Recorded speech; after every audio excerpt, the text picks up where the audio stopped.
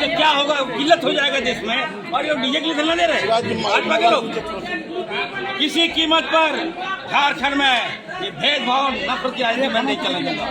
नाम मेरा इरफान अंसारी, याद रखिएगा। कि मंत्री जी डीजे के खिलाफ है, कितना मतलब ऐसी सोच कभी कभी खराब लगता है कि अरे इरफान अंसारी को पहचानो, आई एम सेकुलर। देखिए रमजान में भी मेरा देखिए पट्टा, आप देखिए। रामनवमी, डीजे और झारखंड की राजनीति।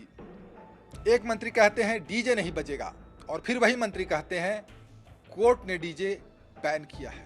और अब पूरा राज्य सवाल पूछ रहा है, डीजे बैन है या बहाना है, कानून है या पॉलिटिक्स है, और ये सेक्युलर वर्सेस त्योहार का नया नैरेटिव कौन बना रहा है।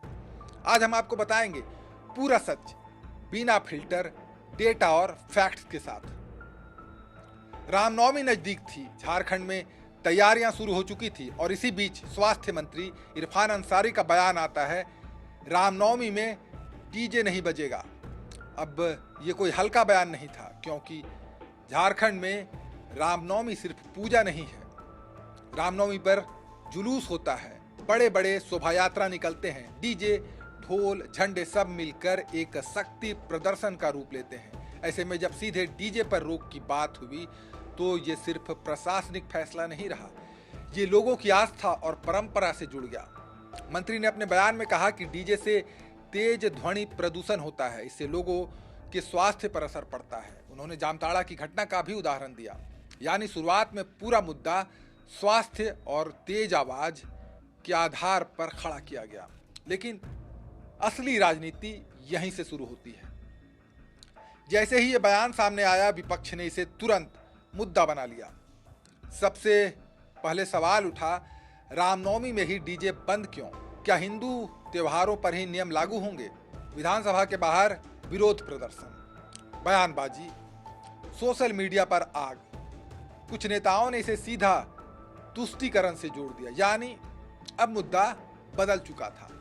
स्वास्थ्य से हटकर मुद्दा धार्मिक और राजनीतिक बन गया, और यही सबसे बड़ा टर्निंग पॉइंट था। अब सवाल यह है कि आखिर डीजे जैसा एक साधारण मुद्दा इतना बड़ा सियासी बवाल कैसे बन गया?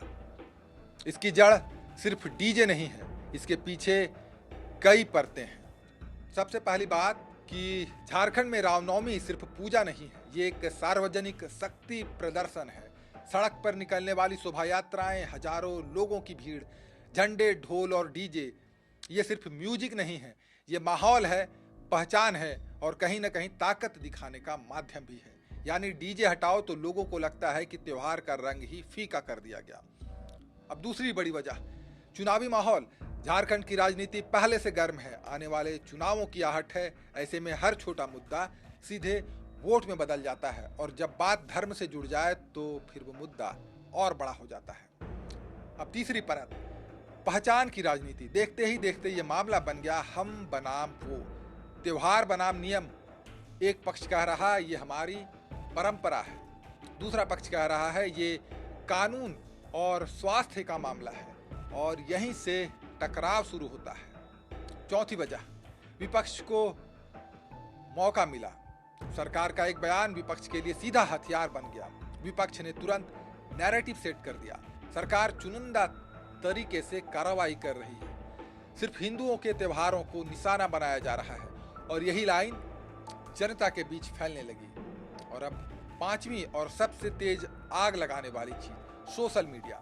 आज के दौर में एक बयान आता है और कुछ ही सेकेंड में वीडियो बन जाता है, मिनटों में वायरल हो जाता है, और फिर वही वीडियो पूरे नैरेटिव को तय करने लगता है। छोटा बयान बड़ा विवाद बन जाता है, और जैसे जैसे विरोध बढ़ता है वैसे वैसे सरकार पर दबाव भी बढ़ने लगता है। एक तरफ सदन के अंदर घिराव, दूसरी तरफ बाहर का माहौल, और तीसरी तरफ सोशल मीडिया पर तेजी से बनता नैरेटिव। सरकार को साफ दिखने लगा कि मामला अब साधारण नहीं रहा, और अगर इसी तरीके से आगे बढ़ता गया तो इसका राजनीतिक नुकसान भी हो सकता है, और यहीं से कहानी मोड़ लेती है।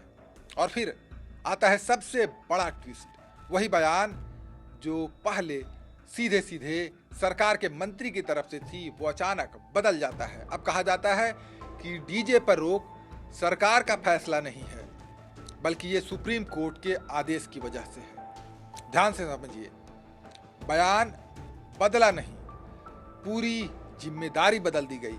पहले जो बात सरकार अपने नाम पर कह रही थी, अब उसे कानून और अदालत के नाम पर डाल दिया गया और यहीं से पूरा नैरेटिव शिफ्ट हो जाता है। तो फैसला आपके हाथ में है। क्या डीजे सच में कानून के कारण रुकेगा या ये सिर्फ राजनीति का खेल है? क्या सरकार दबाव में झुकी या विपक्ष ने मुद्दे को जरूरत से ज्यादा बढ़ाया? और सबसे बड़ा सवाल, क्या त्योहार अब परंपरा से नहीं बल्कि राजनीति से तय होंगे? कमेंट में अपनी राय जरूर दें और ऐसे ही खबरों के लिए चैनल को सब्सक्राइब जरूर करें, वीडियो को लाइक करें और शेयर करें। नमस्कार।